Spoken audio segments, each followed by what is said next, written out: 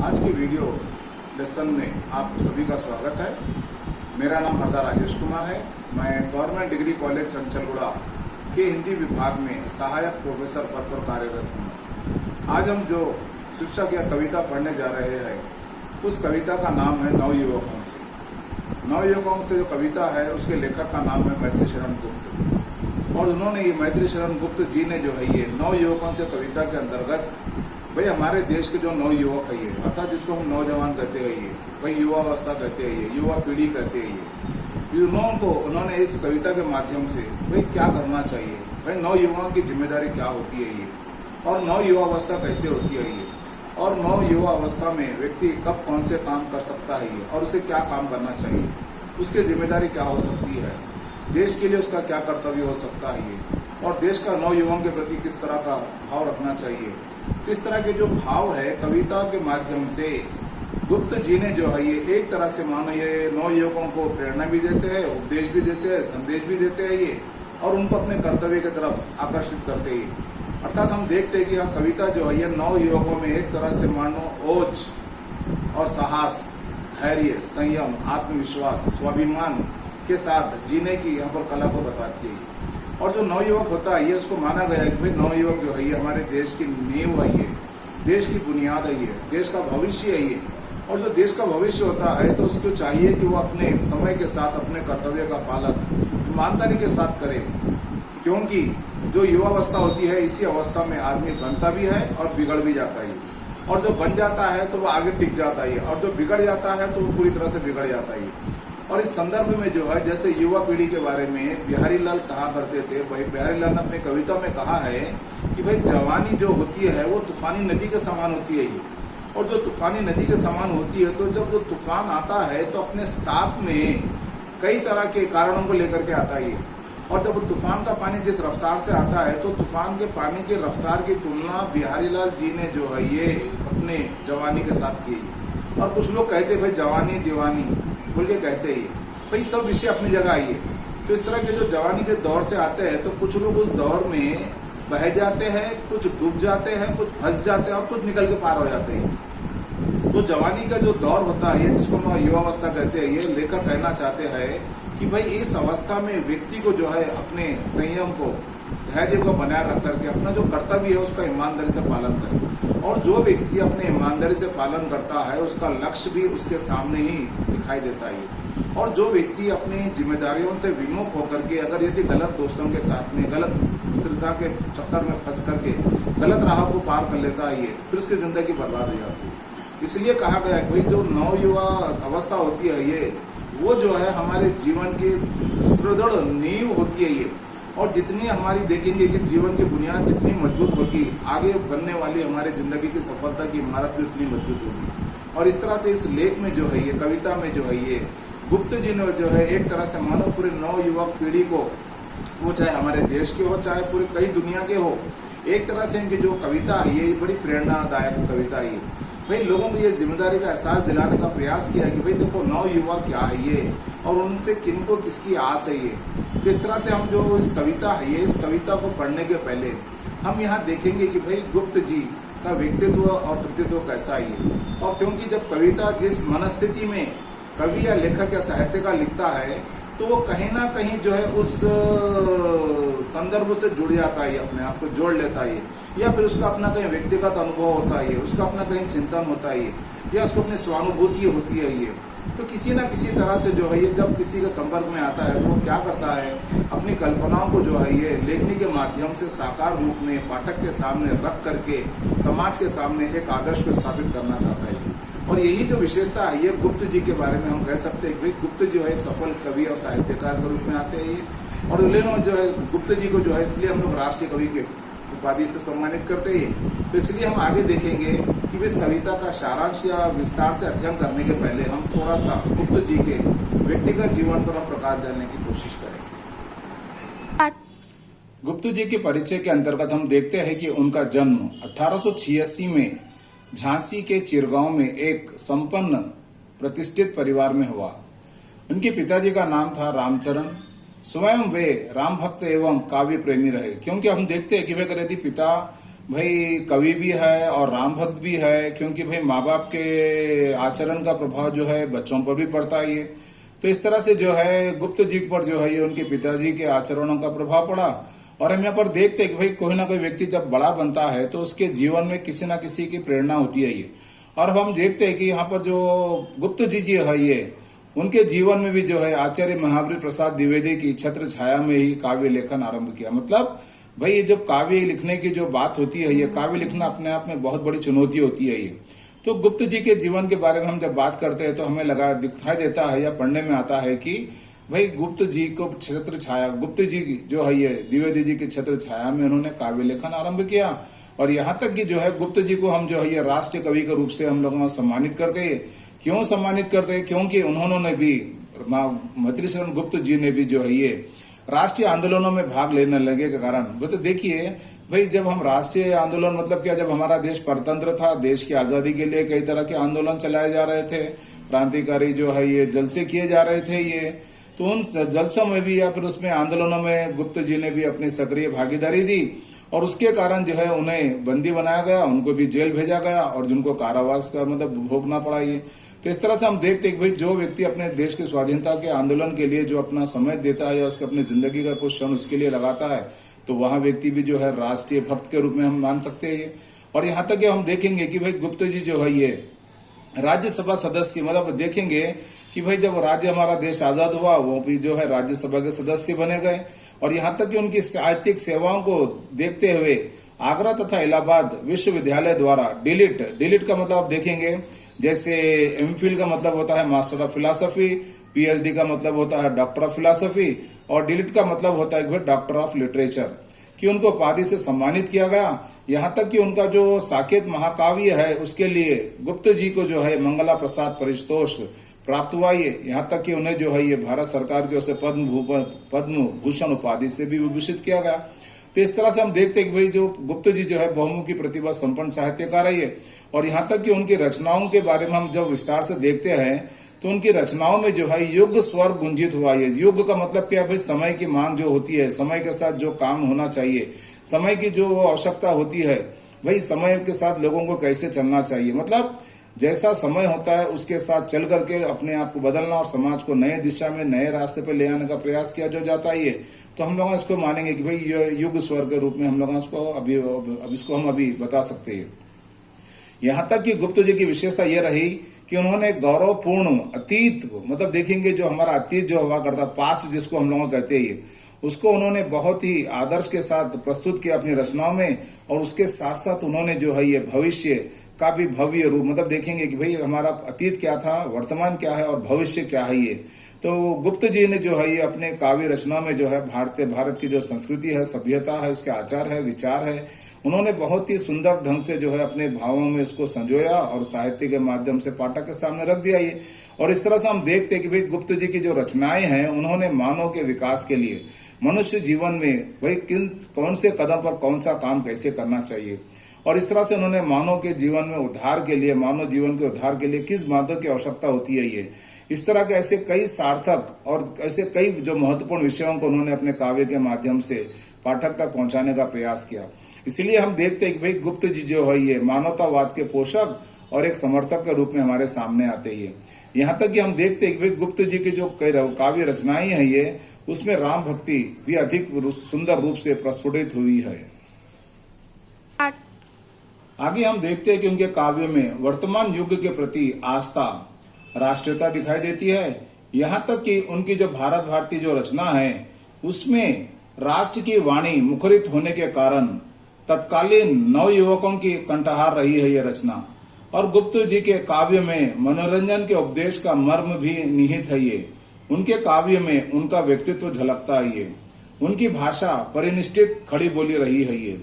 उनकी कविताओं में हमारे धार्मिक, सांस्कृतिक, ऐतिहासिक और राजनीतिक जागरण का अमिट संदेश भी निहित है ये। उनका काव्य उद्बोधक, मतलब देखेंगे कि भाई उद्बोधक का मतलब ये भाई उद्बोधन करना। भाई अगर यदि को सो जाता है या अगर यदि सो अपने कर्तव्य को भूल जाता है तो उसको जगाना है, उसमें प्रेरणा देना। और इस तरह से गुप्त जी का जो काव्य है हम लोग हमारे लिए जो है ये उद्बोधन का काम करता है, ये प्रेरणा का काम करता है ये। और यहाँ तक कि लोगों में जो है एकदम चेतना जगाने का भी काम करता है ये। तो इस तरह से गुप्त जी जो है हमारे सामने जो है राष्ट्रीय कवि होने के नाते वहां जो है भावी हमारे देश की जो पीढ़ी है उसको उन्होंने सही रास्ता सही दिशा में ले आने का भी प्रयास किया है। यहाँ तक कि हम देखते हैं कि गुप्त जी की जो है करीब 40 से अधिक रचनाएं है और जो इतने बड़े हमारे राष्ट्रीय कवि जो गुप्त जी जो है उनका देहावसान जो है ये 1965 में हो गया था। ये कविता की पृष्ठभूमि के अंतर्गत हम देखते हैं कि गुप्त जी ने नवयुवकों को ओजपूर्ण भाषा में प्रेरित किया है। ये उनके अनुसार नवयुवक देश के भविष्य का निर्णय करने वाले प्रमुख स्रोत है, अतः उन्हें आगे आकर उत्साह के साथ देश के विकास में अपना योगदान देना चाहिए। और इस तरह से उन्होंने कविता के माध्यम से कहने का ये प्रयास किया है और उनकी कविता की पंक्तियां इस प्रकार है। हे नवयुवकों, देश भर की दृष्टि तुम पर ही लगी है। हे मनुज जीवन की तुम्ही में ज्योति सबसे जगमगी है। दोगे ना तुम तो कौन देगा योग देशोद्वार में। देखो कहाँ क्या हो रहा है ये आजकल संसार में। अर्थात इन पंक्तियों के माध्यम से गुप्त जी यहाँ कहना चाहते हैं कि हे देश के नौजवानों, अब जागो, अब तुम्हारी जागने की बारी आ गई। पूरे देश की निगाहें अब तुम पर टिकी है। ये तुम ही वो ज्योति स्वरूप प्रकाश जगमगा रहा है ये, जो मानव के जीवन को बदल सकता है ये। अर्थात तुम ही नौजवानों पर सबकी नजरें टिकी है ये। अगर देश कल्याण और जनहित में तुम सहयोग नहीं दोगे तो कौन देगा। आजकल यहाँ संसार अर्थात यहाँ पूरी दुनिया विरक्त होने को जा रही है। ये सभी लोग अपने मार्ग से भटक जाने वाले लग रहे हैं। ये देखो जगह जगह पर क्या हो रहा है। ये इन सबको सही मार्ग पर लाना अब तुम्हारा काम है। इसलिए हे मेरे देश के नौजवानों, अब जनहित या देश कल्याण के लिए अब तुम्हें तो जागना होगा और अपने कर्तव्य का पालन करना होगा। आगे पंक्तियों में कवि यहाँ लिखते हैं कि जो कुछ पढ़ो तुम कार्य में भी साथ ही परिणित करो। अर्थात अगर आप जो कुछ पढ़ते हैं तो उसको कार्य रूप में भी उसको परिणित करना हमारे लिए जरूरी है। उन्होंने उदाहरण देते हुए कहा है कि भाई जैसे भक्तवर प्रहलाद की निम्नोक्ति को मन में धारो, कौमार में ही भगवत धर्माचरण कर लो। यहाँ नर जन्म दुर्लभ और वहां भी अधिक रहता है कहाँ। अर्थात देखिए इसमें कवि ने जो है ये भाई नवयुवकों को जो है ये सिर्फ लिखित रूप में नहीं बल्कि उनको व्यवहारिक रूप में भी प्रयोग में आने वाले जो नियम होते हैं उसका पालन करने की यहाँ पर प्रेरणा देते हैं ये। और यहाँ पर हम देखते हैं कि यहाँ पर लेखक जो है इन पंक्तियों के माध्यम से नौजवानों को किस बात की ओर आकर्षित करना चाहते हैं ये। तो यहाँ पर आगे कहते हैं कि भाई जो कुछ तुम भी पुस्तक में पढ़ते हो, देखिए सिर्फ पुस्तक से ही अपने आप को जोड़ो मत रखिए, क्योंकि जो कुछ आप पुस्तक में पढ़ते हैं, पुस्तक से जो भी सीखते हैं समझते हैं उसको तुम कार्य में भी बदल डालो। क्यों कार्य में बदलने का मतलब ये है कि भाई सिर्फ किताबी पढ़ाई तक अपने आप को सीमित मत रखो, उसको कार्य रूप में प्रेरित कर करके अपने आप को आगे बढ़ने का प्रयास करना चाहिए। क्योंकि अक्सर कई होता ये है कि भाई कुछ लोग जो है सिर्फ पढ़ लेते हैं, मन में रखते हैं ये, परंतु उसको जो है अपने कर्म के अनुसार उसको ढालने का प्रयास नहीं करते। और क्योंकि जब हम देखते हैं कि भाई किताबी जब हमारे पास ज्ञान होता है तो हम उसको अगर यदि व्यवहारिक रूप में जहाँ जरूरत पड़ती है, चाहे वो हमारा कैरियर बनाने की हो या चाहे भविष्य बनाने की जरूरत पड़ती हो, तो उसे हमको उस समय के अनुसार, समय की मांग के अनुसार उसको हमको अपने आप को बदलना पड़ता है। क्योंकि समय की मांग ऐसी होती है कि भाई कब कौन से वक्त पर कौन सी बात हमारे लिए जरूरी बन पड़ जाती है ये।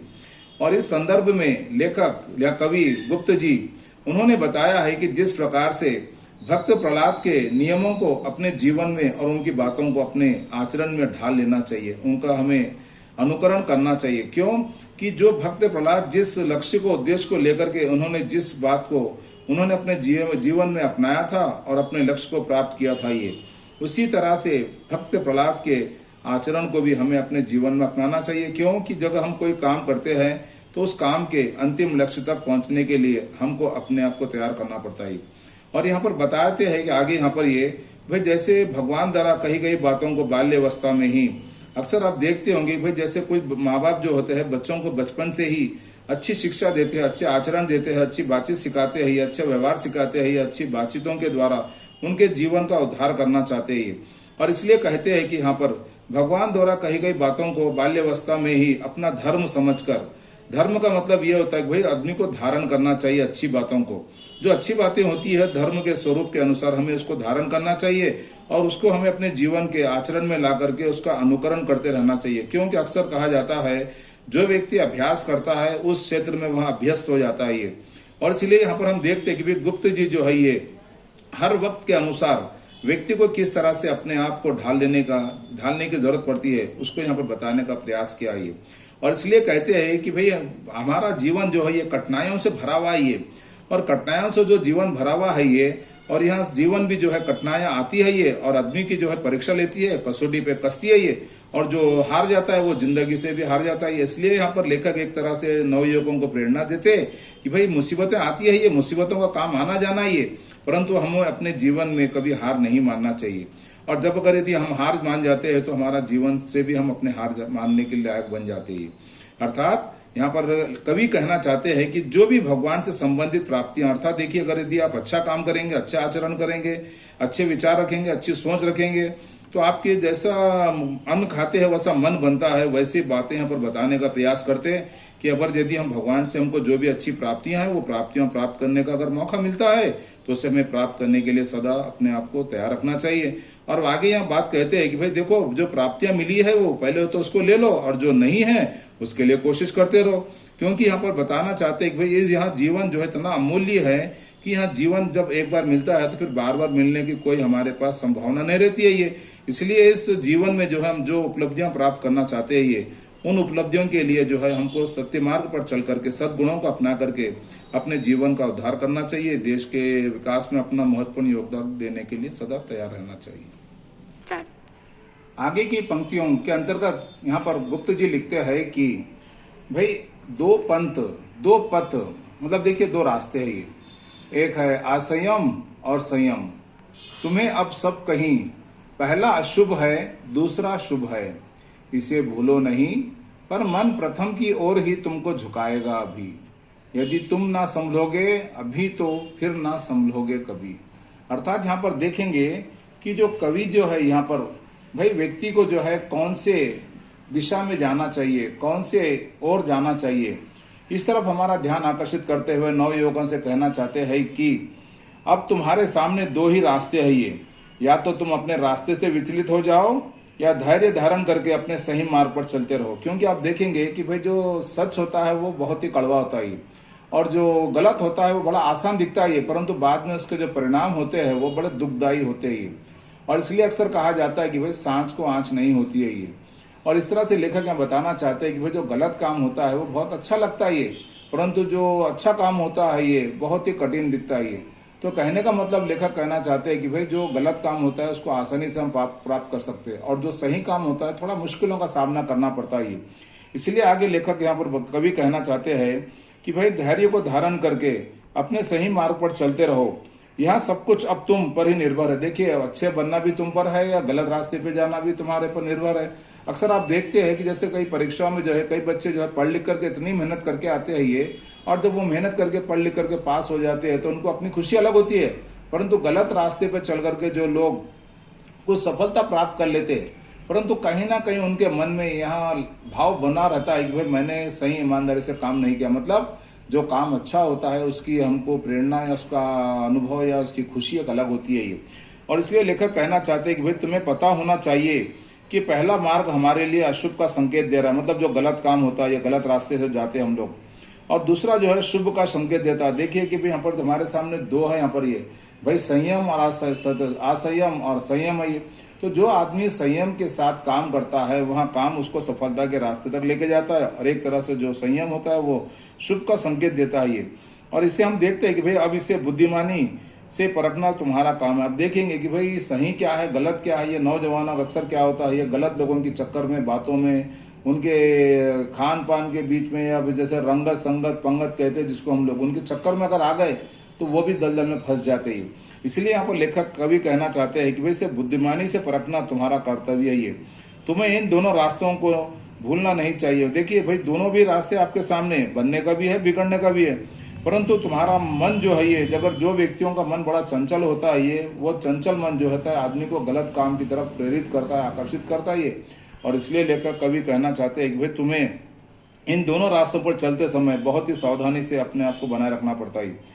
अर्थात यहाँ पर कहना चाहते हैं गुप्त जी, मनुष्य बुराइयों को जल्दी धारण करता है और अच्छाइयों के मार्ग पर चलने के लिए समय लगाता है। अगर तुम अभी तुम अपने आप को नहीं संभाल पाए तो जीवन में कभी संभल नहीं पाओगे, क्योंकि एक बार बुराई धारण करने से मनुष्य अच्छाई के मार्ग से हट जाता है। और ये बात सत्य है। ये क्यों सत्य है? क्योंकि अगर हम देखते हैं जब आदमी कोई गलत रास्ते पे जाता है तो वो गलत रास्ता उसको आसान दिखता ही है, और जब आसान दिखता है तो व्यक्ति उस रास्ते पर जाने के लिए प्रेरित होता रहता है। और इस तरह से हम देखते हैं कि यहाँ पर गुप्त जी जो है ये इन कविताओं के माध्यम से हमारे सामने हमारे राष्ट्रीय संस्कृति और राष्ट्रीय सभ्यता, आचार विचार और हमारी जो पौराणिक जो घटनाएं है ये उसको उन्होंने आधार बनाया। और बना करके इस तरह से हम देखते हैं भाई गुप्त जी ने जो है ये भारत का अतीत, वर्तमान और भविष्य की जो परिकल्पना की है ये उनके काव्य के माध्यम से हमको जो पढ़ने का अवसर प्राप्त हुआ ये हम सबके लिए बहुत ही गौरव की बात है। यहाँ तक कि गुप्त जी ने जो है ये अपने काव्य में जो है राम प्रेम, भारतीय संस्कृति, देशभक्ति, मानवता का संदेश दिया है ये, और नारी महत्ता आदि विषयों को अपने प्रमुख काव्य का विषय बना करके उन्होंने स्वरूप दिया है।